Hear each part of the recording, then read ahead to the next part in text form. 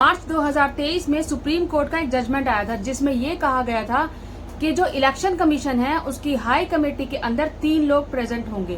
पहले प्रधानमंत्री, दूसरे नेता विपक्ष और तीसरे चीफ जस्टिस ऑफ इंडिया। लेकिन अब केंद्र सरकार एक नया बिल लाने जा रही है जो कि सुप्रीम कोर्ट के फैसले के बिल्कुल खिलाफ है। और यही नहीं, इसी हफ्ते में केंद्र सरकार पहले भी एक बिल पास करा चुकी है जो कि सुप्रीम कोर्ट के ही ऑर्डर के खिलाफ था। बात करूंगी दोनों बिल के बारे में, मेरे साथ अंत तक जुड़े रहिएगा।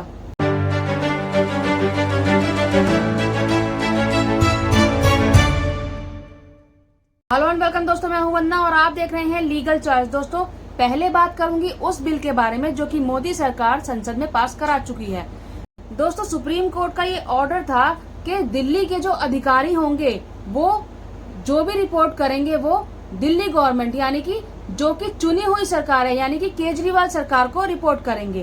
लेकिन इस डिसीजन के खिलाफ मोदी गवर्नमेंट एक बिल लेकर आई जिसमें कि जो अधिकारी हैं, दिल्ली के जो अधिकारी होंगे वो जो रिपोर्ट करेंगे वो गवर्नर को करेंगे। और गवर्नर किसके अंडर है? और गवर्नर है सेंट्रल गवर्नमेंट के अंदर। इसका साफ साफ मतलब ये है कि जो केजरीवाल सरकार के हाथ में जितनी भी पावर थी वो उनसे छीन ली गई है और वो सारी की सारी पावर गवर्नर के हाथ में दे दी गई है।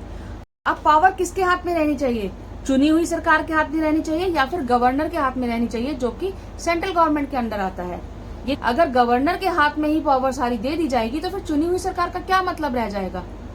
इसके बारे में सोच के मुझे कमेंट बॉक्स में जरूर बताइएगा कि आपको क्या लगता है, पावर किसके हाथ में रहनी चाहिए।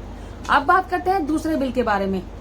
मार्च 2023 में सुप्रीम कोर्ट का एक ऑर्डर आया था जिसमें ये कहा गया था कि जो इलेक्शन कमीशन की हाई कमेटी है उसके अंदर 3 मेंबर्स होंगे, एक प्रधानमंत्री, एक नेता विपक्ष और तीसरे जो होंगे वो होंगे चीफ जस्टिस ऑफ इंडिया।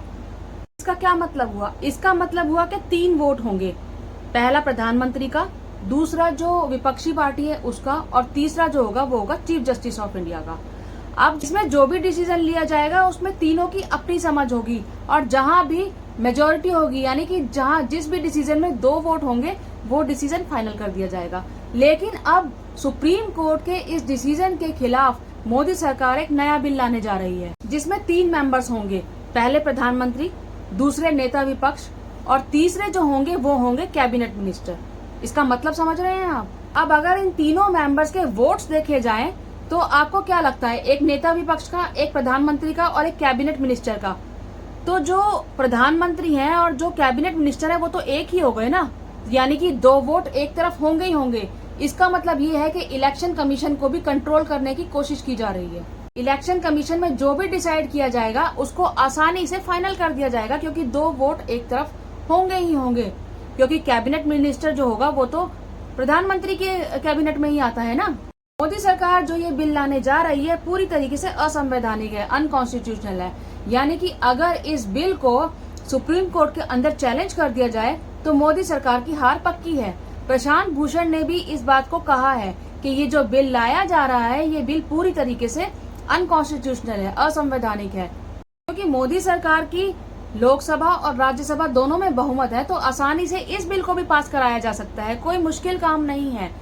दोस्तों, एक मजबूत लोकतंत्र के लिए हमारा जो इलेक्शन कमीशन है उसका आजाद रहना, फ्री रहना बहुत जरूरी है। अगर सब कुछ सरकारें ही कंट्रोल कर लेंगी तो फिर इलेक्शन कमीशन का क्या मतलब? फिर तो इलेक्शन कमीशन पूरी तरीके से सरकार के फेवर में हो जाएगा। तो ये दोनों ही बिल, दिल्ली सर्विसेज बिल जो कि पास किया जा चुका है और दूसरा जो बिल लाया जा रहा है, दोनों ही बिल जो है हमारे लोकतंत्र के लिए बहुत बड़ा खतरा है। जब से मोदी सरकार आई है तब से ये देखा जा रहा है कि धीरे धीरे सारी एजेंसीज को मोदी सरकार ने अपने कंट्रोल में ले लिया है। जहां भी जो भी डिसीजंस होते हैं वो सब मोदी सरकार के अकॉर्डिंग ही होते हैं। और तो और कुछ समय से इलेक्शन कमीशन भी मोदी गवर्नमेंट के हिसाब से ही काम कर रहा है। लेकिन जब सुप्रीम कोर्ट से इलेक्शन कमीशन के लिए ये ऑर्डर आया था तो ये बहुत ही अच्छा ऑर्डर था जो कि हमारी डेमोक्रेसी के लिए अच्छा था। लेकिन इसको भी चेंज करने की कोशिश की जा रही है। आप खुद सोचिए कि अगर मोदी सरकार इतनी ही सही है तो क्या जरूरत है उनको ये बिल लाने की। अगर मोदी सरकार की तरफ से कोई फेयर कैंडिडेट होगा तो डिसीजन अपने आप ही उसके फेवर में जाएगा ही जाएगा। बेशक से जो हमारी हाई कमेटी है उसके अंदर चीफ जस्टिस ऑफ इंडिया ही क्यों ना हो, वो भी तो सही का ही साथ देंगे। लेकिन पिछले कुछ समय से ये देखा जा रहा है chief justice of India DY Chandrachud लगातार कॉन्स्टिट्यूशन को और डेमोक्रेसी को ध्यान में रखते हुए अपने डिसीजंस दे रहे हैं, उससे मोदी सरकार पूरी तरीके से घबराई हुई है, जिसकी वजह से ये बिल लाने की जरूरत पड़ी है उनको। आप खुद सोचिए कि हमारा इलेक्शन कमीशन है वो फ्री होना चाहिए या नहीं होना चाहिए? क्या उसके ऊपर किसी तरीके का प्रेशर होना चाहिए या फिर उसको बिल्कुल इम्पार्शियल होना चाहिए? किसी की तरफ भी इलेक्शन कमीशन का झुकाव नहीं होना चाहिए, उसको बिल्कुल फेयर इलेक्शंस करवाने चाहिए।